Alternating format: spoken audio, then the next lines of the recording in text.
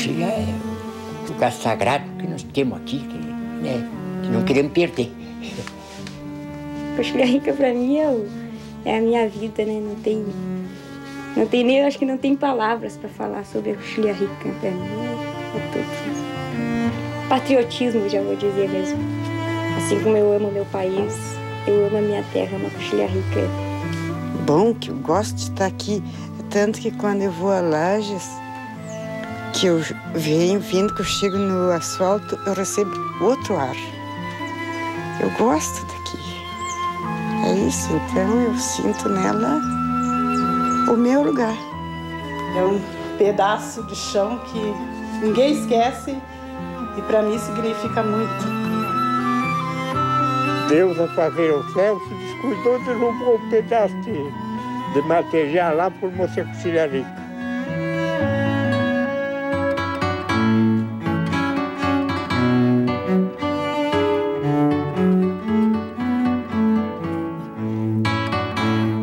Coxilha Rica, interior rural de Lages. Cenário de pastos verdejantes, águas cristalinas e fazendas centenárias. Palco de acontecimentos históricos, a Revolução Farroupilha, a construção do majestoso Caminho das Tropas. Berço de coronéis, políticos e escravos, semeadores de herdeiros que hoje multiplicam suas vozes. São essas vozes que ressoam e vivem hoje as coxilhas. Que eles dizem que os escravos eram taipeiros. Não eram só os escravos. Tinha muita gente que não foi escravo e que foi taipeiro. Naquele tempo, os escravos, quando eu vim para cá, já estavam terminando os escravos. Daí ficou os morenos, assim, sabe, nas fazendas. Qualquer fazenda dessa, já vê hoje, tem um peão, por acaso, né? Tinha 5, 6 empregados, 8, 9 morenos, assim, que paravam nas fazendas. Tu que vivia dali, né? Não sei como eu podia viver. Ela contava que era muito difícil. Acho que os bisavós dela, acho que meio pegaram uma época dali da escravidão, sabe? É muito difícil, uma época muito... a escravidão era uma coisa fora do normal, né? Os maus tratos. Pois é, eu conto, meu avô contava que os avós dele eram escravos. Então ele contava. Depois, quando estava terminando já, que tinha os escravos só para ir mais longe, daí, por isso que eu acho que o nome daqui é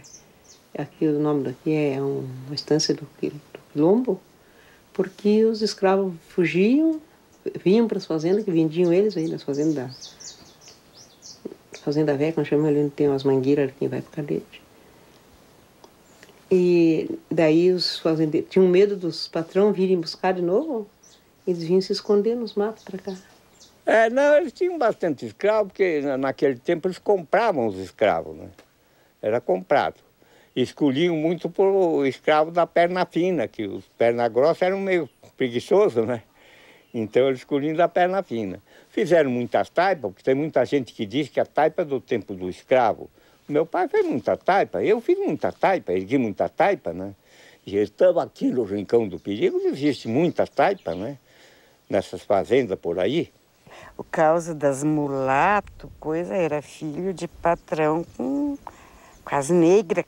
Eu sei de um caso de 2 filhas de fazendeiro ali que tiveram filho de escravo. Mas isso, ó.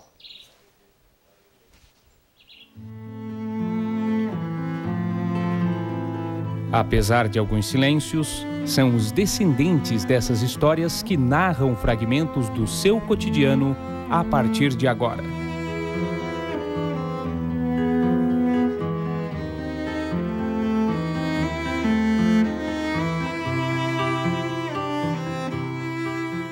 E eu fui parteira de 14 crianças.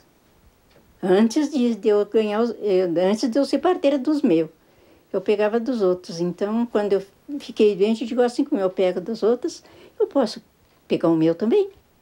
Meus filhos nasceram todos aqui. Eu vim para cá com 6 anos, daí que eu tive a primeira filha. Toda minha avó era parteira e uma tia, né? Então, eu era muito bem atendida, né? Porque a avó era parteira e a tia também, vinham as duas me cuidar.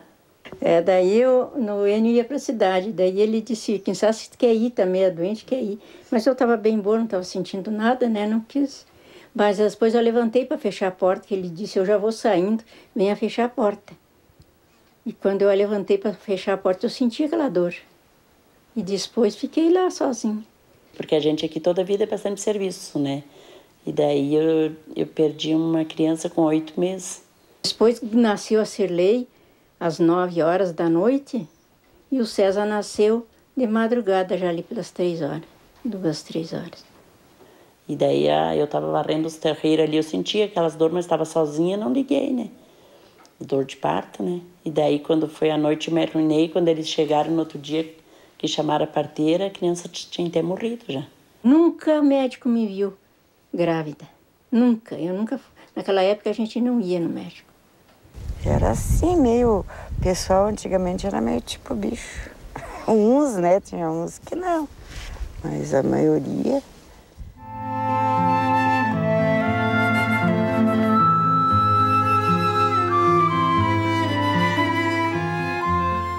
A minha infância não foi muito boa. Porque eu tinha muita vontade de aprender a ler e fazer conta e nunca consegui. Na escola nós sempre viemos morar perto. E aí sempre, meu pai, assim, trazia, assim, professores, assim, para dar aula, porque daí ele não deixou, era só nós, assim, dos filhos, e daí não tinha quase mais, assim, alunos por perto, daí ele trazia para nós, em casa, professor. Criamos aqui, escola pouca, né, que tinha, em casa. Tinha uma menina que saiu, estudou em Correia Pinto, você sabe, a Ruth. Daí foi que ensinou os filhos aqui, né. Eu era pequeno, não gostava muito de estudar, né? Porque eu gostava mais de lidar com gado, né? E caçar passarinho de funda, e fazer arte, né? Eu gostava muito de fazer arte. O problema é a geada, as neves. Uma vez nós viemos para a aula e chegamos quase encarangados de frio. Mas era preciso, não tinha outra alternativa. Ou você passava frio ou você ficava sem estudar. Nós passava frio do que ficar sem estudar, era melhor assim.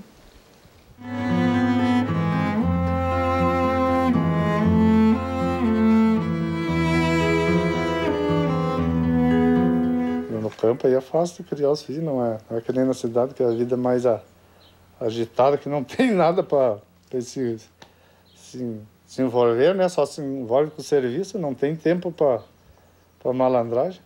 Daí a gente trabalhava junto, sabe, com os pais, a gente não tinha essa mamata que o pessoal tem, os filhos têm hoje, né, que a gente tinha aqui em frente, nós era em 9. Era bem difícil, né, aqui, que daí não tinha luz, né, a água tinha água encanada, mas faltava muito, era com carneiro, às vezes tinha que puxar água nas costas, né, e era bem difícil, né. Eu comecei a trabalhar com mais ou menos 8 anos. Meu pai saía viajar, nós éramos 2 rapazes em casa, 2 guri. Meu dia a dia sempre foi, quando criança também, sempre lidando com gado, trabalhando no campo, né? E essa é a vida. O capataz geral, esse que fazia sempre um contrato assim, daí ficava ali trabalhando assim como se fosse quase assim, tipo, um da família.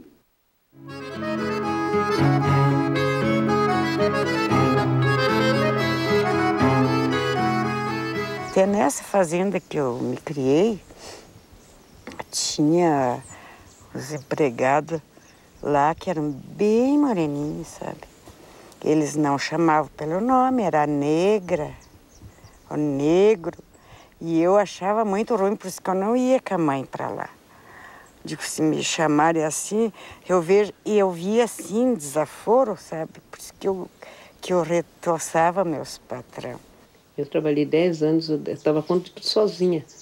Eu levantava de manhã cedo, lavar roupa, cozinhar, era 20 empregados.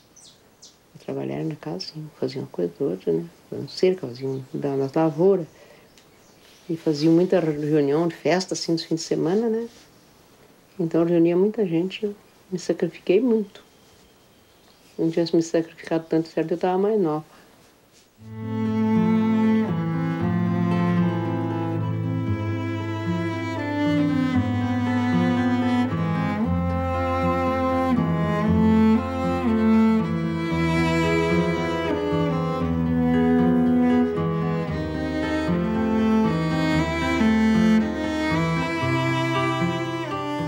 Viajei muito, né? Naquele tempo que a gente ia nas torres, que é lá embaixo, né? Um cargueiro, com tropa, levava 10, 12 cargueiros. Ia lá, levava 10 dias para ir e voltar. A primeira viagem que eu fiz sozinho está naquela guia ali que eu mostrei para a senhora. Foi em 1935. No dia 14 de maio de 1935, eu desci a serra lá. Uma vez, vim com uma tropa de 110 boi ali e o passageiro do escuro estava abaixo. Daí, botemos aquele gado na água. O gado rodou tudo, o rio cheio. Ele não pôde atacar com a canoa. E aqui foi saindo boi para todo lado, assim, do rio, né? Daí, não podíamos unir naquele dia. Levamos 10 dias para voltar lá, tinha morrido 2 bois afogados na água, né? Atravessando o passo era com... O gado vinha com a boiada, eu largava os animais na água, na frente. Lá o Passo das Pelotas tem um passo comprido, dá 100 e poucos metros de poço. E daí eles põem 2 canoas do lado assim e a boiada ia saindo. Vinha para Santa Catarina daí. 5 dias para ir e 5 para voltar. Se não houvesse atrapalho, né, de rio cheio. Porque atacava, né? Aí ficava assim, 3, 4 dias lá, né, acampado lá, tropa, cuidando da tropa e lá, atendendo a mulata. Então é emocionante você ver o gado, os cavalos passando a nada no rio. Emociona qualquer pessoa, mesmo que a gente esteja acostumado a estar ali e conviver com isso, né, todos os dias, emociona. A gente viajar, meu avô era tropeiro, assim, né, comprava gado e trazia, então a gente conhecia bem essas regiões aqui da Coxilha Rica, né. Ele era amigo de todo mundo, compadre de um, amigo do outro, né, foi meu avô. Meu pai ia, no começo, quando eu era bem menininha, ele ia fazer compra para casa em Serra Baixa, com mula. Meu pai também ia, porque naquele tempo não tinha armazém por aí, né? E nem até lá onde é a tal de Casa Campos não tinha, e nem na Vigia. Meu pai ia buscar lá para baixo, até não sei onde é que ia buscar. Demoravam 8 dias, às vezes 12, e trazia a tropa carregada, para auxiliar as pessoas que não tinham armazém aqui também. Eles iam buscar gênios lá embaixo, sal, levar charque. Açúcar, café, arroz, farinha de trigo. E ele buscava só para a família ou para Não, para o patrão também. Daí, quando ele ia, em mês de maio, que tinha o verãozinho de maio, que eles diziam, ele ia buscar para os patrão e daí já trazia para a gente, sabe? Era com 30 mulas. Só não era só ele, né? Ia mais, porque eram bastante agregado. Naquela época eles não diziam empregado, eram os agregados.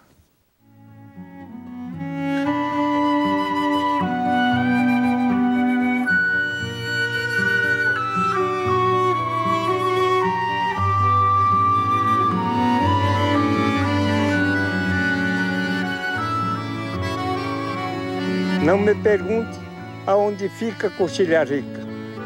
Segue o rumo dos Campos Verdes de Gadaria. Encontrar muitos campos na jornada, lindas fazendas e muitas árvores que produzem frutos. E ouve o canto do sabiá e do siriema, nesta terra que eu amei desde criança. Coxilha Rica dos nossos antepassados, terra querida, de amor e de esperança.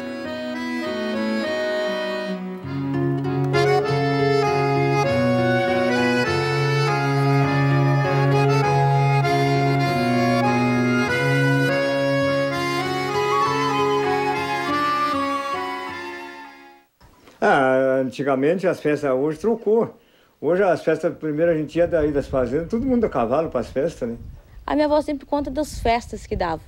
As festas que duravam 3 dias. Chegavam assim, como é o nome que chamava? Surpresa. Ah, vamos bater uma surpresa na casa do fulano. Ah, vamos. Daí reunimos mais ou menos 10 pessoas ou mais. Chegavam na casa, cantando com violão, batendo as latas e a gaita tom de gaita, nada de instrumento hoje em dia. E a festa era a mesma coisa. Dançavam, roda fogo de chão. Era 3 dias de festa. Carneavam vaca, era tudo assim. Afinal, cada semana fazia uma festa na casa dos conhecidos. Carneava um leitão, um carneiro, e assava e levava lá e batia, dormindo ali. A gaita e bomba e coisa arada, e a zarra que fazia, cana, amanhecia dançando. Só que naquele tempo eles estudavam muito verso bonito, assim, cantava pra guria, a guria cantava pro rapaz. Ali muitos casamentos surgiu dali e namoros. Foi um casamento grande. Meu pai gostava de... Nós éramos 5 mulheres, cada um casava e fazia uma festa. Até o casamento da minha irmã mais velha foi bem legal. O padre veio a cavalo celebrar o casamento na casa onde a gente morava. O padre é cavalo, sabe?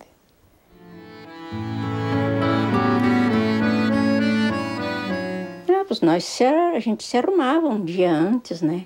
Mas eu tinha que fazer os bolos pro casamento, eu mesmo que tinha que fazer. Trabalhei o dia inteiro. E no outro dia, e de noite ainda, trabalhei bastante para fazer umas flores de massa. Enchia aquelas florzinhas de massa de maionese. Daí no outro dia saía um cavalo de madrugada para ir lá para a capela para casar. Casei lá. Depois voltemos para casa que tinha festa, tinha baile, tinha tudo. Muito boas festas. Aqui na nossa região, aqui dá umas festas boas. A gente vai lá, starta cedinho, toma um banho, depois toma um cafezinho, e depois daí a gente só pra lá, reza a missa. Depois compra um churrasquinho, vai prosseando com os amigos, e repara nas gurias, aquela ali é mais bonita, a outra mais feia. Para a hora que começar o bailinho, a gente já tem uma certeza. Então a gente ensaiava os cavalos aqui de madrugada, ia para lá para ir na missa, assistia a missa, ficava por lá, depois de tarde vinha embora. Tempo de festa, as festas de São Jorge eram 3 dias de festa. Daí nós ia lá e voltava no mesmo dia. Ia lá, ficava lá até umas horas no baile, pegava os cavalos e vinha para casa. No outro dia, se ele pegava os cavalos, ia de novo. Tinha missa, os 3 dias de festa, 3 dias de missa. A gente se cresceu dentro da igreja, que ali o São Jorge, a gente toda a vida foi devoto a São Jorge. Então hoje, até hoje, eu acho que não arredo meu pé dali. Acho que 1 minuto.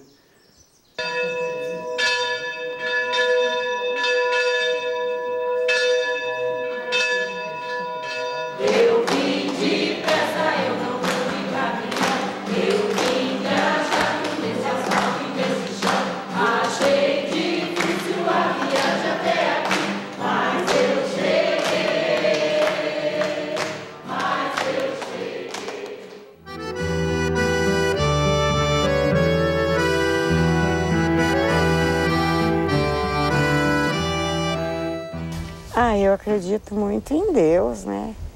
Eu, primeiramente, Deus.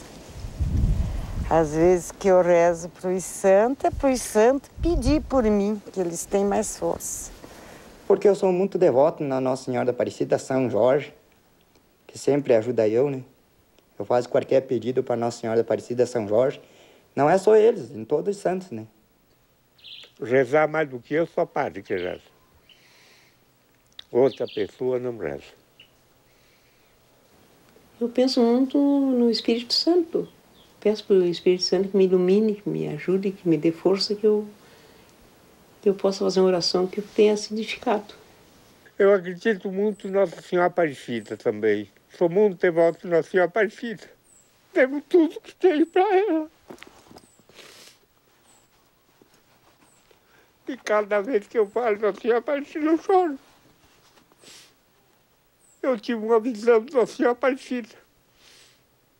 Não gosto de contar, porque muita gente não acredita, inclusive a Inês não acredita.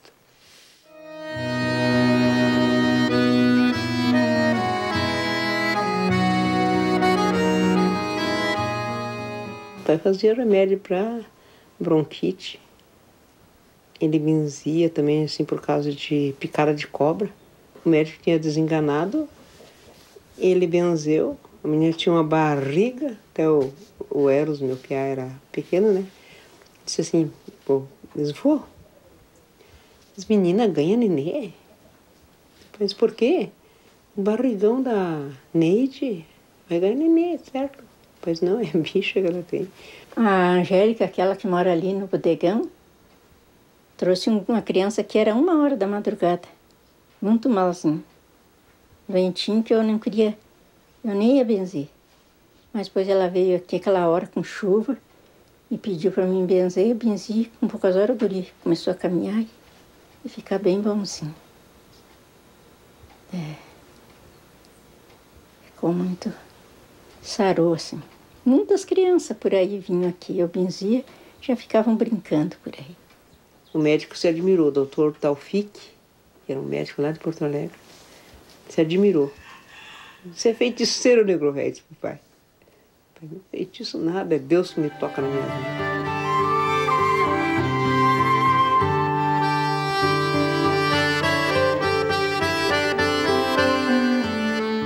Esse tempo fiquemos com a vaca ali 2 meses, dentro do galpão. Todo mundo dizia, não, pega e mata, senão nunca mais vai levantar. Daí a vaca, daí eu fiquei teimando até o Zezinho, disse, pega, agora não vai levantar mais. Começou a encher a junta da vaca, assim, as pernas, assim. Daí eu fazia, daí hoje eu vou preparar essa vaca. Peguei, comecei a fazer terapia, que nem faz em gente mesmo. E passar a pomada e a canforada que ele faz na corpo para esquentar o corpo, dá até ela até baba ali uns 15 minutos. E daí fazia nas pernas e nas mãos, assim, dela, assim, desse jeito, assim, todo dia. Levantava 2, 3 vezes por dia. Fazia uns 2 meses, quando um dia levantou a vaca. Erguemos na taia, ela estava com o pescoço derrubado. Não sei o que é que se assustou, foi uma causa, o cachorro avançou noutra vaca, no canto do galpão, ela levou se firmou assim, daí ficou firme assim, ficou ali uma meia hora ali, desde aquele dia em diante. Nós levantávamos, parava depois dali 2 dias, 3, estava caminhando solta no campo. Criou, acho que umas 5, 6 vezes, agora saiu esse ano passado, na tropa. Depois de estar deitado, fazia 2 meses que estava deitado, tiramos do banhado.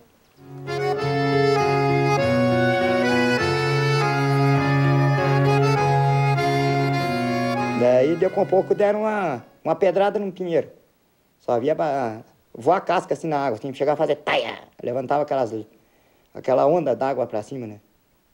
Daí meu companheiro diz, Nerci, ele é uma assombração. Eu digo, você é bobo, não é nada. Um dia com pouco cruzou um caixão assim por cima d'água, assim, ele navegando. Daí que eu vi, daí nós saímos correndo e deixamos ter os peixes. Uma moça disse, ai, não tem água e eu tenho medo de sair para fora. Eu vou lá buscar água para você. Ele não acreditava, né? E tinha umas vozes que falavam. Daí, se não saia para fora que eu te dou uma pedrada. Aí o pai pegou uma lata, umas latas quadradas que a gente puxava água. Disse que ela saiu. Quando encheu a lata, põe no ombro, deram uma pedrada, juntou a boca da lata do outro lado. Essas coisas de assombração, isso aí é coisa que não pode ser certa, né? Quer dizer, certo era, porque meu pai viu, mas pode ser coisa assim de Deus, né?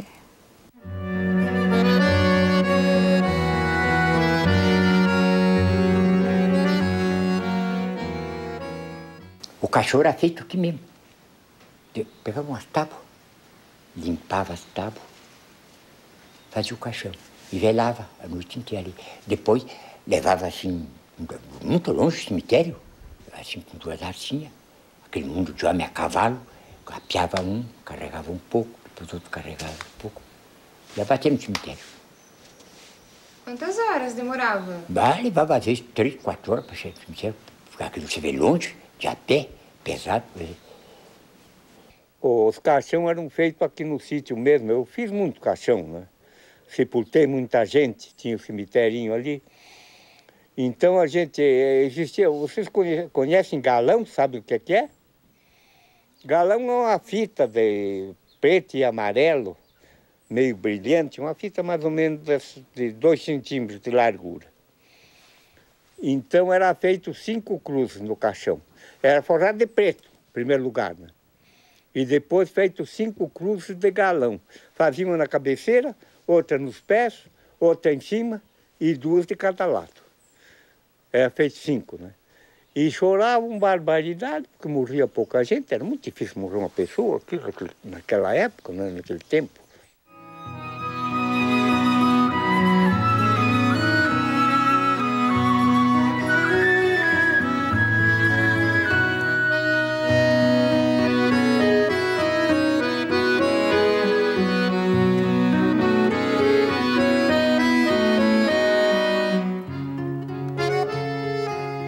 Os próprios vizinhos que morreram no causa aqui. Se eu morresse, assim fosse naquela época, os vizinhos aqui 6 meses não iam em baile, não festejavam, não ligavam rádio. Quer dizer, rádio naquela época não existia mesmo.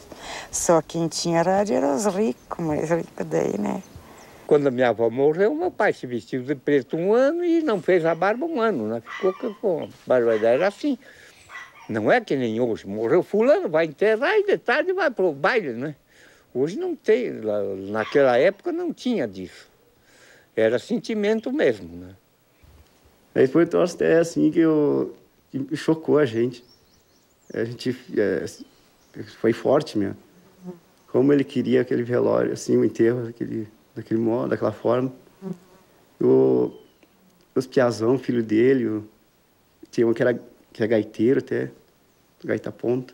Era o sonho dele, o filho, tocar a gaita. E se realizou. Aí, na hora que foi sepultado ele, o filho dele puxou uma gaita ponta e tocou o shot laranjeira. Aquilo ali emocionou assim, a gente, assim. Em cima de uma campanha, que nem a Coxilha Rica, no entardecer. Um shot laranjeira. Sair naquela hora, assim. Não foi fácil. Se Deus me perguntasse o que é que eu queria, se era ir para o céu ou se era para ficar na Coxilha Rica, eu preferia ficar na Coxilha Rica. A eternidade.